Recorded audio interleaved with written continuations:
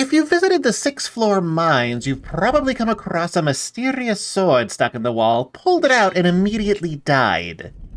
That sword, the Blue Sin, is probably the single best sword in the game.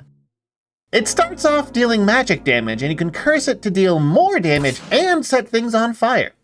I say probably because the Purified Eastern Sword is also really powerful, and which sword is stronger depends on the context of the fight, and how many hit points you're dealing with, but I find the Blue Sin more broadly useful.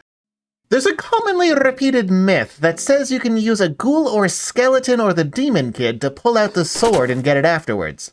This is not true. You cannot do that. If you try, the sword gets crushed under the rubble. This unlocks some different bonus items, but it doesn't get you the sword. The intended way to get the sword is with the book Passages of Mahabre. You pull the sword, then immediately read the book. Instead of dying in the cave-in, you spend some time looting items from Mahabre, and come back to the caved-in version of the mines to loot the bonus stuff from the cave-in. This sword is so strong, and comes with so much powerful bonus loot, it's often worth using your one guaranteed empty scroll to get the Passages of Mahabre in order to get this sword. But there's another way.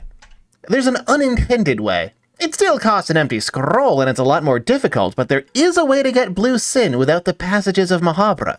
Grab the empty scroll from Nosramis's lair, then teach yourself Phase Step. If you draw the sword from the left side, quickly Phase Step 6 times left and up once, you can leave the mines before they collapse. This is extremely difficult to do, and I wouldn't recommend it without using the Book of Enlightenment beforehand that you can find nearby. Once you've done it, if you ever go back to the 6th floor mines, they will immediately resume collapsing and kill you.